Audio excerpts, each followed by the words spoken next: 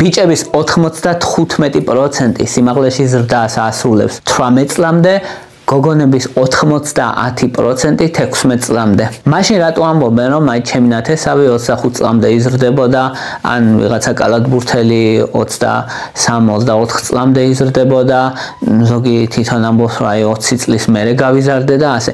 კი, ხდება, განა არ ხდება, მაგრამ ეგ პროცენტულად დაბალი შემთხვევებია. 90% არის უმრავლესობა. უმრავლესობა 18 წლამდე ასრულებს ზრდას და დანარჩენები კი რა თქმა უნდა არსებობს ეგეთი შემთხვევები. რატომ და როგორ ხდება? ჩვენ გვაქვს ძვლები და სინამდვილეში იზრდება ჩვენ შემთხვევაში გრძელი ძვლები. გრძელი ძვლები არის მაგალითად ბარძაყის ძვლები და წვივის ძვლები და ასე. რა თქმა უნდა მხრები, მხრის ძვალი, წინა მხარი და ასე. ამ ძვლებს ბოლოებში აქვს ხრტილები. ამ ხრტილებს ძვლის საზრდას ეძახიან. ეს ხრტილები რბილია, ანუ გვაქვს ძვლები, რომლებიც ბოლოებში არის ხრტილებიან, ან ბოლომდე ძვალი არ არის, რბილია. და ეს რბილი ნაწილები იზრდება სიგრძეში მოკლედ და ასე იზრდება ადამიანი. რა ხდება? იზრდება ადამიანი ზრდის ჰორმონის გავლენით. ზრდის ჰორმონი დიდი რაოდენობით გამოიყოფა განსაკუთრებით გარდატეხის პერიოდში. ოღონდ ამას მოყვება ქალური ჰორმონის რაოდენობის ზრდაც ბიჭებშიც და გოგონებშიც. გოგონებში უფრო მეტად, ამიტომ გოგონები უფრო ადრე ასრულებენ ზრდას, რადგან აი ეს ქალური ჰორმონი, ესტროგენი განაპირობებს ამ ძვლის საზრდელების დახურვას. მეორეს მხრივ შეიძლება იფიქროს ადამიანმა, რომ აი გოგონების შემთხვევაში ხო იხურება ძვლები, იმიტომ რომ ქალური ჰორმონი გამოიყოფა და ბიჭის შემთხვევაში რატომაა ესე? ბიჭთან გამოიყოფა კაცური ჰორმონები, რომელსაც ტესტოსტერონი ქვია. ტესტოსტერონი პირიქით, ანუ ზრდას უწყობს ხელს და ტესტოსტერონი ზოგადად ანაბოლური ჰორმონია. მაგრამ პრობლემა არის, რომ ჩვენ გვაქვს ეს ფერმენტი არომატაზა, რომელიც ამ ტესტოსტერონს გარდაქმნის ესტროგენად. ანუ მარტივად რომ ვთქვათ, მეტი გაქვს ტესტოსტერონი, რაც რომ მეტი გაქვს კაცური ჰორმონი, მით მეტი ქალური ჰორმონიც წარმოიქმნება. და გაგიათ ალბათ რომ აი ეს მკერდი ბიჭებში მკერდი რო იზრდება სავით გარდატეხის ასაკში აი ეს გაჯირჯვება მკერდის ზუსტად დაკავშირებულია ესტროგენების გამომუშავებასთანაც და ანუ ბიჭებშიც გამომუშავდება ეს ესტროგენები და ხურავს ძვლებს. ძვლების დახურვის მერე ზრდა ძალიან დიდი პრობლემაა მოკლედ ან მინიმალური შეიძლება, მაგრამ რაიმე მნიშვნელოვანი ზრდა, როცა ძვლის საზრდა დაიხურება და მაინც რატომ არის მაშინ რომ ზოგი ადამიანი იზრდება დიდხანს, ზოგი ადამიანი პირიქით მალე ასრულებს სიმაღლეში ზრდას.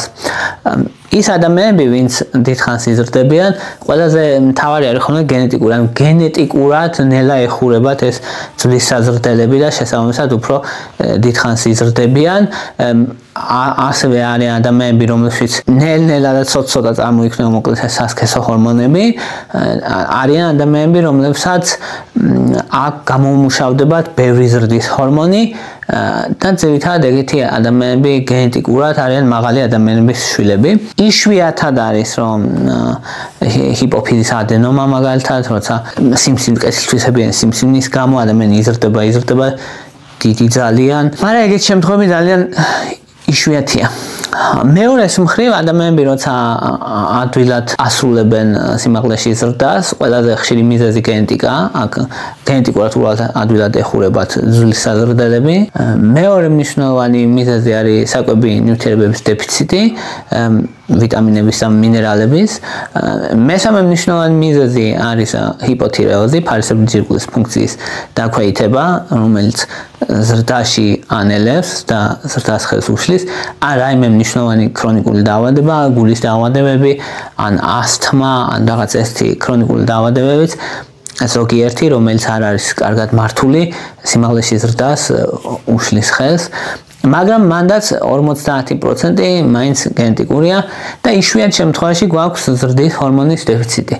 ეგ არის ძალიან იშვიათი შემთხვევა. ანუ პირველი თავში ადამიანს მოძდით ხოლმე რომ მოდი ზრდის ჰორმონი მივცეთ ბავშვს და გაიზრდება. ასე არ არის. ზრდის ჰორმონი თუ კი ადამიანს არ აქვს მის დეფიციტი, ეფექტური არ არის. და მე გეტყვით 7 გზას, რომელიც ყველაზე მეცნიერულია, რითიც ხელი შეიძლება შეუწყოს ადამიანმა სიმაღლეში ზრდას და იმ გზებს, რომლებიც არ არის მეცნიერული და საეჭვო. მეშვიდე ყველაზე მთავარი არის ძილი. ზევიდან მოყვები, 7-დან დავიწყებ და პირველი ყველაზე საინტერესოა, ამიტომ დარჩით ბოლომდე, ვისაც ეს თემა გაინტერესებთ. ანუ ძილი მნიშვნელოვანია 7-8-9 საათი უნდა ეძინოს მოზარდს, რადგან ძილის დროს, ძილის ღრმა ფაზაში გამოიყოფა და პიკს აღწევს ზრდის ჰორმონი. ანუ ზრდის ჰორმონის გამომუშავებისთვის მნიშვნელოვანია ჯანსაღი ძილი მოკლედ. ამიტომ ძილი მოზარდისთვის მნიშვნელოვანი. მე-6 ყველაზე მნიშვნელოვანი საკითხი არის კვება. კვებაში იგულისხმება რომ ადამიანმა მიიღოს ცილები, ანუ ხორცი, საკმარისი რაოდენობით, ხორცი, კვერცხი, რძის პროდუქტები, კალციუმი, D ვიტამინი და სხვა ვიტამინები და მინერალები. ზოგადად თუ არასათანადოდ იკვებება ადამიანი, შეიძლება ვიტამინების კომპლექსი მიიღოს ისეთი დოზირებით, რომ რაიმე განსაკუთრებით მაღალი დოზებით არ იყოს ვიტამინები, მაგრამ ფარავდეს ყველა საჭირო ესენციურ ვიტამინებს და მინერალებს, რაც დღის განმავლობაში ჭირდება. თუთია კიდე ესეთი მნიშვნელოვანი, რომელიც ხშირად არის დეფიციტური ბიჭებში განსაკუთრებით. ჯანსაღი კვება, ვიტამინები, მინერალები, ხილი ბოსტნეული, ხორცეული, რძის პროდუქტები. აი რაც უნდა მიიღოს ბავშვმა იმისთვის, რომ ჯანსაღად გაიზარდოს. მე-5 არის ვარჯიში. ვარჯიში ძალიან მნიშვნელოვანია. ხო, ალბათ გაგიგიათ, რომ აი კალათბურთზე შეიყვანე გაიზარდება რო ამბობენ. ეგ ნახევრად მითია, რა თქმა უნდა, მაგრამ რა აქვს სიმართლე. ერთი ის არის, ხო, რომ კალათბურთზე ზოგადად ის ბავშვები შეყავთ, ვისაც ისეთ მონაცემები აქვს, ხო? ანუ როგორც წესი, თუ ადამიანს მშობლები დაბალი ყავს, კალათბურთზე როგორც წესი არ შეყავთ ხოლმე. თუმცა მათ არ აქცევა მოკლედ, რომ იმ იმედით ადამიანი შეიყვანო კალათბურთზე, რომ გაიზრდება, ეს არასწორია, მაგრამ იმ იმედით ადამიანი მიიყვანო, ბავშვი მიიყვანო სპორტზე, რომ სპორტი ზრდის ჰორმონის გამომუშავებას ხელშეუწყობს, ეს სწორია. სპორტის დროს, მათ შორის კალათბურთის დროს და არა ექსკლუზიურად კალათბურთისას, გამოიყოფა ზრდის ჰორმონი სპორტისას, როცა დარბის ბავშვი, დახტის, ან რამესთან ფეხბურთს თამაშობს, ან სხვადასხვა დატვირთვები თუ აქვს ბავშვს ფიზიკური დატვირთვისას ზრდის ჰორმონი გამოიყოფა, ზრდის ჰორმონი სიმაღლეში ზრდას უწყობს ხელს. ამიტომ რომ სპორტი მიიჩნევა ხოლმე, რომ ბავშვები სპორტზე უნდა ატარო. ასევე რეზისტენტული ვარჯიშებია ბავშვისთვის მნიშვნელოვანი, როგორც არის მაგალითად აზიდვების გაკეთება, ბუქნების გაკეთება, ჩამოკიდება და ესეთი აზიდვები. ანუ სხვადასხვანაირი აზიდვების გაკეთება, რაც ძალისმიერ ვარჯიშს მიეკუთვნება და მაგ დროსაც მნიშვნელოვნად ძლიერდება კუნთები, გამომშავდება ზრდის ჰორმონი და ბავშვი უკეთ იზრდება. შემდეგი მნიშვნელოვანი საკითხი არის რითიც შეიძლება დახმარება ზრდის ჰორმონი. ზრდის ჰორმონზე როგორც თქვი, უნდა იყოს დოკუმენტირებული, რომ ბავშვს აქვს ზრდის ჰორმონის დეფიციტი. ზრდის ჰორმონის განსაზღვრა შესაძლებელია სისხლში. თუ დადგინდა, რომ ზრდის ჰორმონის დეფიციტი აქვს, მაშინ ზრდის ჰორმონი ძალიან ეფექტურია. მაგრამ თუ ზრდის ჰორმონის დეფიციტი არ აქვს, მაშინ არ არის ეფექტური. უпростоად შეიძლება იყოს ძალიან მინიმალურად, აი 1 სანტიმეტრი გავლენა შეიძლება ქონდეს, მაგრამ ზრდის ჰორმონს თავისი რისკები აქვს. მათ შორის შეიძლება გრძელვადიანი მნიშვნელოვანი გვერდითი ეფექტები ქონდეს და ამიტომ ჩიტი ბრტყნად ღირს თუ არ ღირს ეგ საკითხი დგება ხოლმე, რომ ანუ ის რისკ ფაქტორები, რომელიც ზრდის ჰორმონის მიღებას მოყვება, თან ინექციებია, ნემსებია მოკლედ ეგენი და რამდენად უღირს ადამიანს, ამიტომ რომ აუცილებლად კეთდება ზრდის ჰორმონის ანალიზი პირველ რიგში და იქიდან გამომდინარე, თუ დაბალი აქვს, მე მიიღება განაცხადება, რომ მისცენ ზრდის ჰორმონი. თუმცა, თუ ადამიანს ზრდის ჰორმონის დეფიციტი აქვს და ზრდის ჰორმონს მისცემ, ძალიან ეფექტურია. ან 15 სანტიმეტრიც შეიძლება მოუმატოს ბავშვს სიმაღლეში, როცა ეს პრობლემა აქვს. შემდეგი მიზეზი არის და მე-4 და გზაც ფარსების ჯირკვლის პრობლემის მოგვარება, განსაკუთრებით გოგონებში ფარსების ჯირკვლის პრობლემები ხშირია, ჰიპოთირეოზი და დაახლოებით 4-ჯერ უფრო ხშირია. ანუ 100 ბავშვი, რომელსაც ფარსების ჯირკვლის პრობლემა აქვს და ეგ სიმაღლეში ზრდას ხელს უშლის, რო აიღო ვისაც ეს პრობლემა აქვს, იქიდან 80% გოგონები იქნებიან, ამიტომ განსაკუთრებით გოგონებში, თუმცა ბიჭებში შეიძლება იყოს. ფარსების ჯირკვის ჰორმონების გამოკვლევა ხდება TSH-ში მაგალითად FT4 და მაგის მიხედვით მის ფუნქცია განისაზღვრება, ან ნორმალურად ფუნქციონირებს თუ არა. და მაგიდან გამომდინარე ხდება მე მკურნალობას. როგორი სიმპტომები აქვს ადამიანს, ვისაც ფარისებრი ჯირკვლის პრობლემები აქვს? წონაში მატება, ან უფრო პუტკუნები არიან, მშრალი კანი აქვთ, შეკრულობა აქვთ, უფრო მომრგვალებული სახე აქვთ, შეიძლება შეშუპებისკენ მიდრეკილება ჰქონდეთ. ანუ აი ეს სიმპტომები ახასიათებს ადვილად იმატებენ წონაში და არ იზრდებიან სიმაღლეში. ამიტომ არის რომ თუ კი ბავშვს განსაკუთრებით გოგონას შეამჩნევთ ესეთ პრობლემებს, მაშინ ფარისებრი ჯირკვლის პრობლემებზე უნდა ვიფიქროთ და მისი მოგვარება. თუმცა ისიც უნდა ვთქვათ, რომ გოგონების შემთხვევაშიც და ასევე ბიჭების შემთხვევაშიც სიმაღლე ძირითადად განსაზღვრულია გენეტიკით და არა აი ამ ფაქტორებით, ეს რაზეც საუბრობთ იშვიათია. ეს არ არის ხშირი შემთხვევები. იშვიათია, მაგრამ ხდება და ამ იშვიათისთვის მზად უნდა ვიყოთ, რომ დავეხმაროთ რითიც შეგვიძლია. მეორე გზა და ძალიან საინტერესო არის ბიჭების შემთხვევაში ეგ ეფექტური. ეს პრეპარატებს ქვია არომატაზას ინჰიბიტორები. არომატაზას ინჰიბიტორები რას აკეთებს ახლა? ჩვენ ხომ ვთქვით, რომ ჩვენ გვაქვს ტესტოსტერონი ბიჭებში, კაცური ჰორმონი, რომელიც არომატაზა ფერმენტის საშუალებით გარდაიქმნება ესტროგენებად, ან ქალურ ჰორმონებად და ეს ქალური ჰორმონები მოკლედ გაძვალებას უწყობს ხელს და ასრულებს ზრდას. ზრდის შეწყვეტას უწყობს ხელს მოკლედ. და აი თუ დავთრგუნავთ იმ ჰორმონს, ფერმენტს, არომატაზას, მაშინ დაითრგუნება ჰორმონი ესტროგენების წარმოქმნა და ის გავლენა, რომელიც ძვლების გაძვალებას და ზრდის დასრულებას უწყობს ხელს, შეწყდება, შეფერხდება. და ამ დროს გამოიყენება არომატაზას ინჰიბიტორები. ლეტროზოლი, ანასტროზოლი ესეთი პრეპარატებია, რომელიც ძირითადად ამ დროს გამოიყენება. ოღონდ არ უნდა ქონდეს გაძვალება დასრულებული ბავშვს და თუ შეამჩნევენ რომ დაახლოებით 12-დან 16 წლამდე თუ შეამჩნევენ ბავშვს რომ არ იზრდება სათანადო, სხვა ისეთი პრობლემები არ აქვს და გაძვალებისკენ მიდის, მაშინ იყენებენ ხოლმე, რათა გაძვალება შეაჩერონ გაძვალების პროცესი და ბავშვმა მოასწროს გაზრდა. 6-დან 12 თვემდე გამოიყენება ეს პრეპარატები და ზოგადად კი უსაფრთხოდ მიიჩნევა, თუმცა თავისი გვერდითი ეფექტები შეიძლება ჰქონდეს და შეიძლება გაუთვალისწინებელი გვერდითი ეფექტებიც ჰქონდეს, ამიტომ ექიმის მეთვალყურეობის გარეშე არ მიზანშეწონილი მათი მიღება, მაგრამ ბევრ შემთხვევაში ეფექტურია. ოღონდ ეს პრეპარატი ეფექტურია ბიჭებისთვის და არა გოგონებისთვის. და ბოლოს ყველაზე მთავარი საშუალება, რითიც სიმაღლეში ზრდა პრაქტიკულად ნებისმიერ ასაკში შეიძლება, ეს არის ქირურგიის გზით ზრდა. ელიზაროვის აპარატს ეძახიან, ელიზაროვის მეთოდს ეძახიან.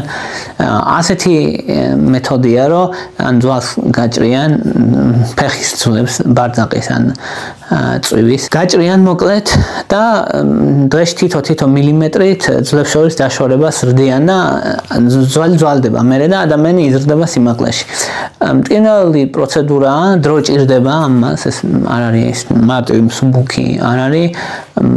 ძვირიც ღირს, იაფი არ ღირს, მტკივნეულია, მაგრამ ვისაც ძალიან უნდა ხოლმე აი ადამიანები ძირითადად 20-დან 30 წლამდე იკეთებენ ამას. 40 წლიდან აღარ იკეთებენ ხოლმე, რადგან ერთი რო ადამიანი შეჩვეულია თავის სიმაღლეს რაც არის და მეორე კიდე რომ გაძვალების პროცესი არის შენელებული და დიდად აზრი არ აქვს მერე აზრი არ აქვს კი არა უფრო ტრამვული და უფრო რთულია ეს რეაბილიტაციის პროცესი და ადამიანისთვის რთულია.